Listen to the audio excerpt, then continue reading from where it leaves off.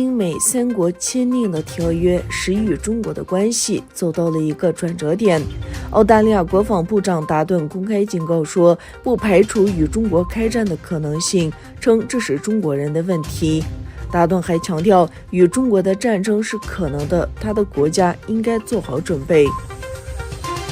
中国外交部长王毅在塔吉克斯坦首都杜尚别会见了伊朗外长侯赛因、埃米尔阿卜杜拉希扬。在双边会见中，王毅表示，中方愿同伊方一道落实好双边全面合作规划，推进共建“一带一路”合作。王毅强调，中国将继续向伊朗提供抗击武汉病毒疫情的援助，支持伊朗成为上海合作组织的正式成员，并将继续在阿富汗问题上共同努力。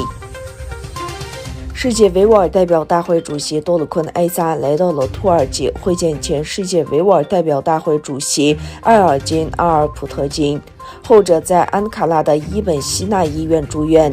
在安卡拉埃森博阿机场降落的艾萨，在护照检查处不被允许进入该国。尽管解除了进入该国的禁令，但安全部队还是不允许多鲁坤埃萨进入该国。多鲁坤埃萨就他没有被带到土耳其这一事发表声明说，我也想呼吁土耳其当局，我从来没有也永远不会处于会扰乱土耳其公共秩序的状态或行为。台湾国防部宣布，包括战斗机在内的10架属于中国空军的飞机进入空中边界，并启动了导弹防御系统。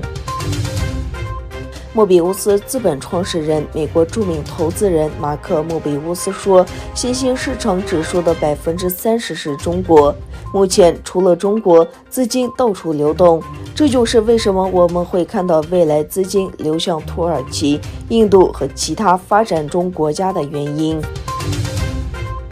自巴黎圣母院大火以来，已经过去了2年。由于在大教堂内进行的工程为建筑物提供了一个安全的环境，法国总统马克龙计划在2024年巴黎举办奥运会时向游客开放大教堂，为修复的安全阶段分配了1.65亿欧元的预算。